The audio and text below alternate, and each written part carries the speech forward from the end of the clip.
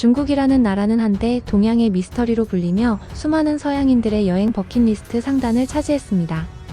광활한 영토, 수천 년의 역사를 간직한 문화유산, 그리고 초고층 빌딩이 즐비한 대도시의 스카이라인은 외부인의 시선을 사로잡기에 충분했습니다. 그러나 현실은 그리 낭만적이지 않았습니다. 특히 중국을 처음 방문한 외국인들이 겪는 불편과 충격은 단순한 문화 차이로는 설명하기 어려운 수준이었습니다. 최근에는 중국의 관광지를 소개하는 유튜브 영상들이 급증하고 있습니다. 이 영상들에는 어김없이 상하이의 마천루, 베이징의 자금성, 고속열차의 스피드, 그리고 수십 층짜리 복합 쇼핑몰들이 등장합니다. 이들의 공통점은 눈부시게 발전한 도시의 외형만을 부각시키며 중국이 마치 현대 문명의 선두주자인 듯 포장하고 있다는 점입니다. 특히 일부 유튜버들은 중국 관광청이나 관련 기업의 지원을 받아 촬영하는 경우가 많아 영상에 담기는 장면은 제한적이며 불편한 현실은 철저히 배제되어 있습니다. 시청자들은 이러한 콘텐츠를 접하면서 중국이라는 나라에 대해 환상을 갖게 되고 그것이 실제 방문으로 이어지기도 합니다. 하지만 현실은 달랐습니다. 헝가리 출신의 여행 유튜버 커플 발루가스트로는 실제로 중국을 방문한 뒤 영상을 통해 자신들이 마주한 불편한 현실을 낱낱이 공개했습니다. 이들은 별도의 협찬이나 스폰서 없이 오직 자비로 여행을 다니는 이들로 자신들이 겪은 것을 있는 그대로 전달하는 것으로 유명합니다. 이 커플은 중국에 도착한 첫날부터 심상치 않은 분위기를 감지했다고 전했습니다.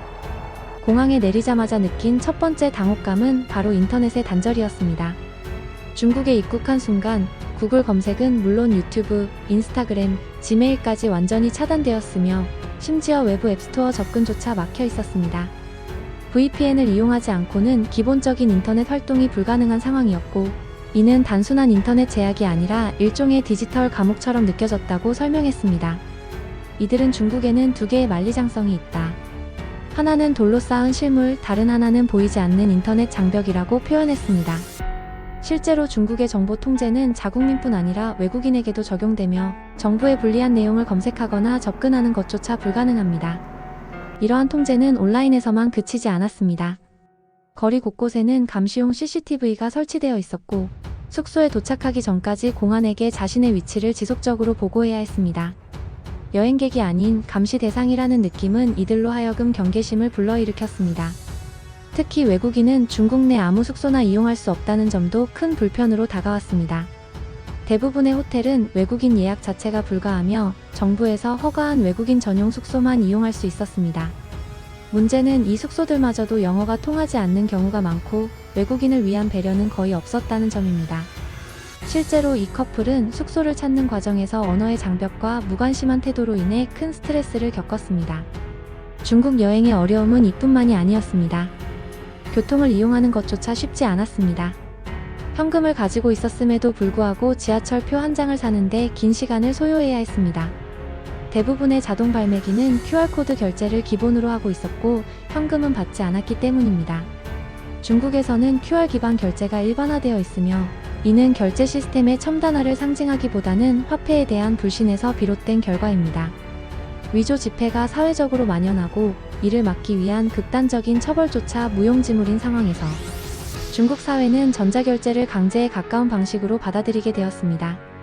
문제는 외국인들이 이 QR 결제 시스템을 이용하기 위해서는 알리페이, 위챗페이 같은 앱을 설치하고 여권 인증, 은행 계좌 등록, 실명 확인 등의 절차를 거쳐야 한다는 점입니다. 이 과정은 최소 며칠이 걸릴 수 있으며 그 전까지는 사실상 아무것도 할 수 없는 상황에 놓이게 됩니다. 한국이나 일본, 유럽처럼 카드 결제가 보편화되어 있는 국가에서는 상상하기 어려운 불편함이었습니다. 이러한 모든 상황은 결국 이들이 중국이라는 나라를 단순히 불편한 관광지가 아니라 외국인에 대한 배려가 전무한 폐쇄적 공간으로 느끼게 만들었습니다. 길거리에서는 침을 뱉고 소리를 지르는 사람들이 많았고 식당에서는 트림과 소음을 거리낌 없이 드러내는 현지인들의 태도에 큰 충격을 받았다고 말했습니다. 문화의 차이라기보다는 기본적인 위생인식의 부재로 다가왔으며 지하철에서는 마스크 없이 정면으로 기침을 하거나 타인을 의식하지 않는 행동들이 반복됐습니다. 가장 큰 불편은 사람들의 태도였습니다. 이들은 영상에서 일주일간 단 3명 정도가 우리에게 도움을 주려 했다. 나머지 대부분은 눈조차 마주치지 않았다고 말했습니다.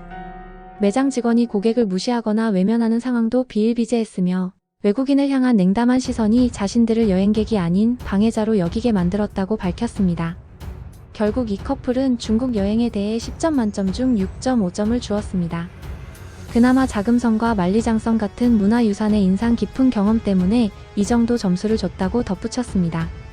하지만 전반적인 만족도는 매우 낮았으며 다시 방문하고 싶은 생각은 전혀 없다고 단언했습니다. 이 영상이 공개되자 중국 네티즌들은 강하게 반발했습니다. 두 사람을 편견 가득한 인종차별자라고 비난했으며 헝가리를 가난하고 무지한 나라로 폄하하는 댓글도 이어졌습니다. 심지어 이들이 중국을 비판하고 한국을 찬양하는 이유가 한국 정부로부터 돈을 받았기 때문이라는 주장을 펴기도 했습니다. 하지만 이를 본 제3국의 시청자들은 중국이 늘 하던 방식대로 남들도 돈을 받고 선전한다고 착각하는 것이라며 냉소적인 반응을 보였습니다. 중국이라는 나라의 실체는 어쩌면 외부인이 직접 경험해보기 전까지는 결코 알 수 없는지도 모릅니다. 그러나 중요한 것은 이 커플의 이야기가 단순한 개인의 불만을 넘어서서 수많은 외국인 관광객들이 중국 여행에서 공통적으로 느끼는 불편과 실망을 대변하고 있다는 점입니다. 진실은 경험에서 나옵니다. 그리고 그 진실은 때로는 수많은 선전과 포장보다 더 강력한 설득력을 가집니다. 중국이라는 나라는 오랜 역사와 스케일의 광대함으로 인해 많은 이들의 호기심을 자극해왔습니다. 그러나 그곳을 실제로 밟은 여행자들은 하나같이 입을 모아 말합니다. 중국은 관광객을 위한 나라가 아니었다고. 앞서 소개한 헝가리 커플의 사례는 단지 인터넷과 숙소 문제에 그치지 않았습니다. 이들이 중국에서 겪은 불편은 훨씬 더 체계적이고 구조적인 문제였으며 결국 이들로 하여금 신뢰의 붕괴를 경험하게 만들었습니다. 먼저 이 커플이 겪은 가장 큰 어려움은 바로 결제 시스템이었습니다. 한국이나 일본, 유럽 국가에서처럼 외국인이 여행 중 사용할 수 있는 보편적인 결제 수단이 거의 전무했습니다. 현금은 거의 사용되지 않고 대부분의 장소에서 QR코드 결제만이 유일한 방법으로 받아들여지고 있었습니다. 외국인 입장에서는 이를 위해 알리페이나 위챗페이 같은 앱을 설치해야 하고 여권을 기반으로 한 실명 인증을 거쳐야만 사용할 수 있었습니다. 문제는 이 인증 절차가 간단하지 않다는 점입니다. 여권 정보, 비자 유형, 체류 기간 등을 기반으로 승인 여부가 갈리며 실제로 인증까지는 최대 3일이 걸리는 경우도 있다고 합니다. 그동안은 대중교통도 식사도 쇼핑도 거의 불가능한 상태로 지내야 합니다.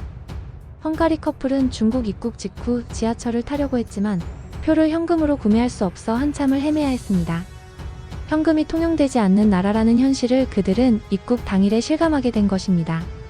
중국은 이 결제 방식을 디지털 혁신의 결과라고 자랑하지만 실제로는 반복되는 위조지폐 범죄에 대한 불신과 정부의 통제 강화 의지가 뒤섞인 결과물이라는 분석이 많습니다.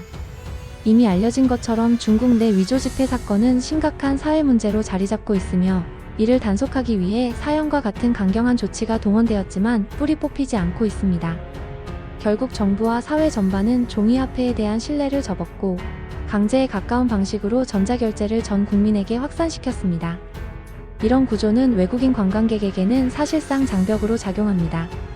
이와 함께 외국인 숙박과 관련된 규제도 여행의 발목을 잡는 요인 중 하나였습니다. 중국은 외국인이 자국을 방문할 경우 반드시 외국인 등록 가능 호텔에만 머물러야 하며 매일 공안에 숙박지를 신고하도록 되어 있습니다. 외국인이 일반 숙박업소에 투숙하는 것은 법적으로 금지되어 있으며 심지어 일부 호텔은 외국인이라는 이유만으로 예약 자체를 받지 않습니다. 이를 몰랐던 여행자들은 종종 도착한 숙소에서 쫓겨나거나 거부당하는 일을 겪습니다. 헝가리 커플 역시 이 같은 상황을 겪었습니다. 어렵게 찾은 숙소였지만 체크인 과정에서 예상치 못한 제약이 발생했습니다. 외국인은 받을 수 없다는 직원의 말에 당혹감을 감추지 못했고 대안도 없이 밤늦은 시각 다시 길거리로 나서야 했습니다. 문제는 이런 상황이 단발성 해프닝이 아니라는 점입니다. 외국인을 향한 서비스 인프라가 아예 준비되어 있지 않았고 그 존재 자체가 불편해 보인다는 느낌을 줄 정도였습니다. 가장 큰 문제는 사람이었습니다. 이들이 중국에서 느낀 가장 불편한 점은 중국인의 태도였다고 말합니다. 영상에서도 언급했듯 이들은 어디를 가든 도움을 요청하거나 길을 물으면 대체로 무시당하거나 외면당했습니다. 일주일이라는 짧지 않은 기간 동안 단 두세 명만이 눈을 마주치고 도움을 주려는 태도를 보였을 뿐 대다수는 외국인을 피하거나 노골적으로 싫어하는 반응을 보였다고 밝혔습니다. 이들이 경험한 문화 충격 중 하나는 기본적인 위생관념이었습니다. 길거리나 음식점에서 무단으로 트림하거나 침을 뱉는 장면은 수시로 목격되었으며 마스크나 손 씻기 같은 기본적인 위생수칙이 지켜지지 않는 경우도 흔했습니다. 특히 지하철 안에서 앞 사람을 향해 기침을 하면서도 아무런 거리낌이 없다는 사실에 놀랐다고 전했습니다. 문화 차이를 감안하더라도 일상적인 공공위생에 대한 인식 차이는 너무나 컸습니다. 결정적으로 이들이 중국 여행에서 느낀 신뢰의 붕괴는 단지 외형적인 불편 때문만이 아니었습니다. 체계적으로 외국인을 감시하고 배제하는 구조, 타인을 배려하지 않는 사람들의 태도, 불친절한 응대, 정보 통제와 언론의 부재 등은 마치 자신들이 여행객이 아니라 감시 대상으로 전락했다는 인식을 심어주었습니다. 이후 이 영상이 올라오자 중국 네티즌들은 커플을 향해 격렬한 비난을 쏟아냈습니다. 이들을 인종차별자로 몰아붙이며 헝가리를 모욕하는 댓글이 넘쳐났습니다. 그런데 흥미로운 점은 그 비난의 방식이 매우 익숙하다는 것이었습니다. 마치 누군가 자신을 비판했을 때 가장 먼저 상대를 매도하고 조롱하며 문제를 왜곡시키는 전형적인 방식이었습니다. 실제로 많은 국제 시청자들은 중국 네티즌들의 반응이 이 커플의 말이 사실임을 증명하고 있다고 꼬집었습니다. 그렇다면 왜 이토록 많은 여행자들이 중국 여행에서 공통된 실망을 겪게 되는 것일까요? 그 이유는 명확합니다. 중국은 외형은 화려할지 몰라도 그 안을 구성하는 시스템과 사회 인프라는 여전히 외국인을 고려하지 않고 있으며 배타적이고 폐쇄적인 정서가 강하게 자리잡고 있기 때문입니다. 관광객에게 필요한 것은 단지 볼거리와 쇼핑거리가 아닙니다. 낯선 곳에서 최소한의 배려와 이해, 따뜻한 미소 하나가 때로는 수천 개의 랜드마크보다 더 큰 감동을 안겨줄 수 있습니다. 헝가리 커플은 중국 여행기를 마무리하며 이 나라에는 다시 오고 싶다는 생각이 들지 않는다는 말을 남겼습니다. 그리고 이제 마지막으로 동양의 한 나라만 더 가본 뒤 아시아 여행을 접을 생각이라고 덧붙였습니다. 그들이 선택한 나라는 대한민국이었습니다. 그리고 그 선택은 인생 최고의 결정 중 하나로 남게 됩니다. 중국에서의 여행이 실망의 연속이었다면 한국에서의 여정은 놀라움의 연속이었습니다. 중국을 마지막으로 아시아 여행을 접을까 고민하던 헝가리 커플은 그래도 마지막으로 한국은 한번 가보자는 심정으로 한국행 비행기에 몸을 실었습니다. 그리고 그들의 인생에서 가장 따뜻한 여행이 시작됩니다. 그들이 만난 한국은 단지 새로운 장소가 아니라 여행의 의미 자체를 다시 깨닫게 만들어준 공간이었습니다. 인천공항에 도착하자마자 그들은 확연한 차이를 실감했다고 전합니다. 무엇보다 외국인 여행자에 대한 안내 체계가 체계적으로 마련되어 있었고 길 안내부터 교통수단, 환전소, 그리고 숙소까지 외국인을 배려하는 흔적이 곳곳에서 느껴졌습니다. 영어로 안내되는 표지판과 안내 직원들의 친절한 태도는 중국에서 받았던 차가운 반응과 극명하게 대비됐습니다. 이들이 처음 방문한 곳은 서울의 한옥마을이었습니다. 과거와 현대가 조화를 이루는 그곳은 단지 사진을 찍기 위한 관광 명소에 그치지 않았습니다. 잘 정돈된 거리, 흠잡을 데 없이 청결한 보도, 그리고 골목마다 조용히 세워진 주민 거주지이니 소음을 자제해주세요 라는 안내 문구는 이들에게 문화 충격에 가까운 감동을 안겼습니다.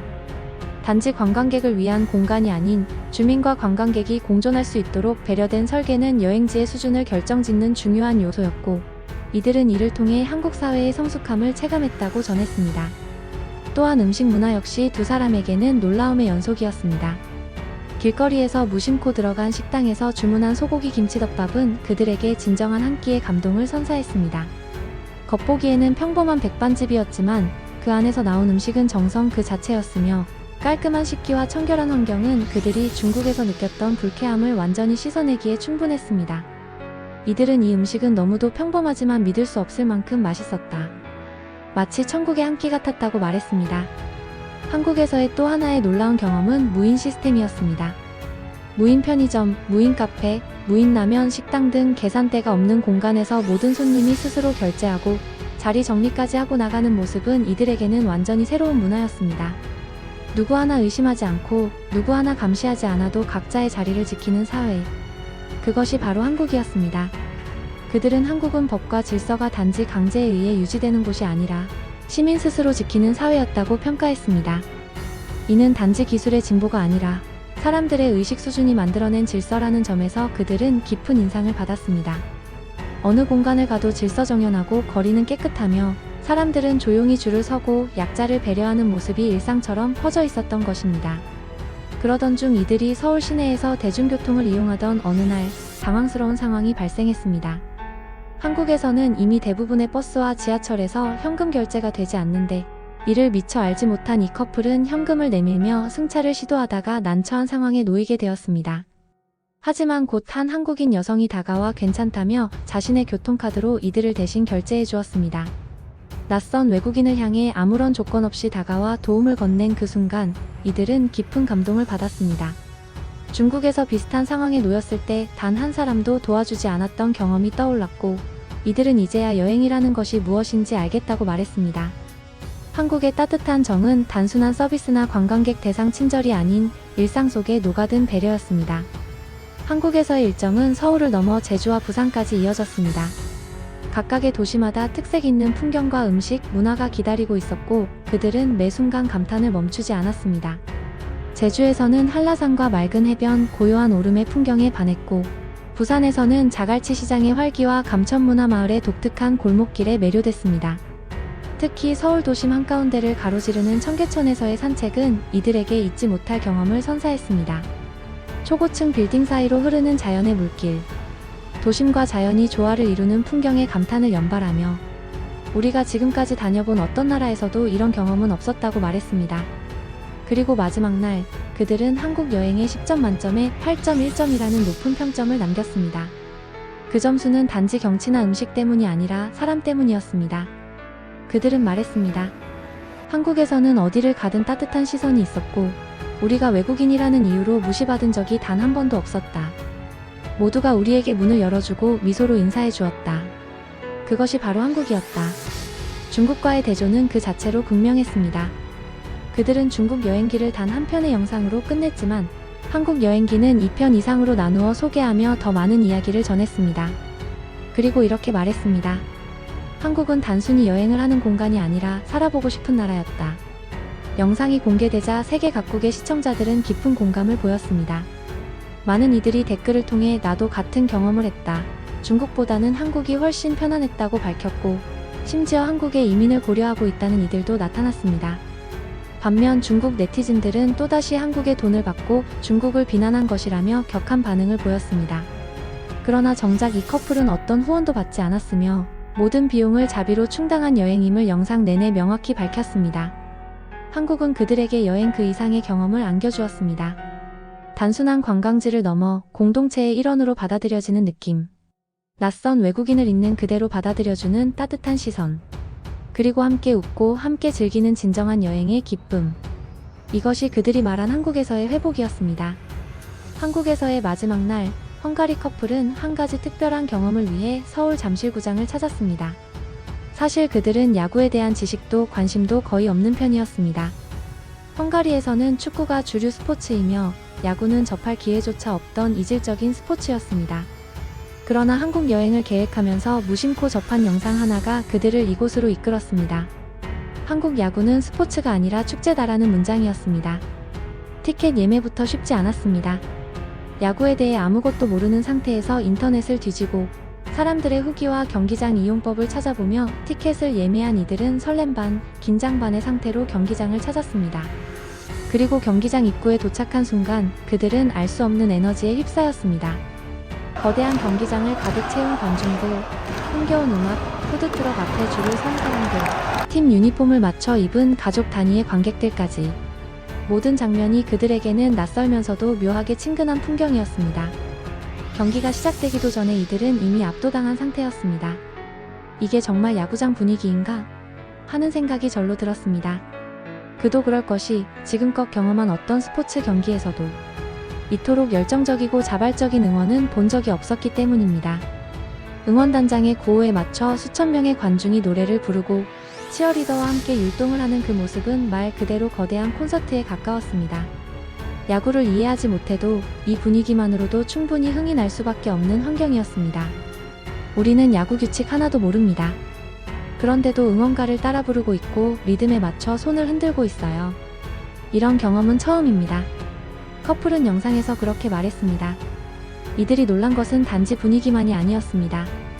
관중석에서는 누구 하나 무례하게 구는 사람이 없었고 서로를 배려하며 자리에서 일어날 때는 양해를 구했고 아이들이 다치지 않도록 주변 어른들이 자연스럽게 챙겨주는 모습을 보고 감탄을 금치 못했습니다.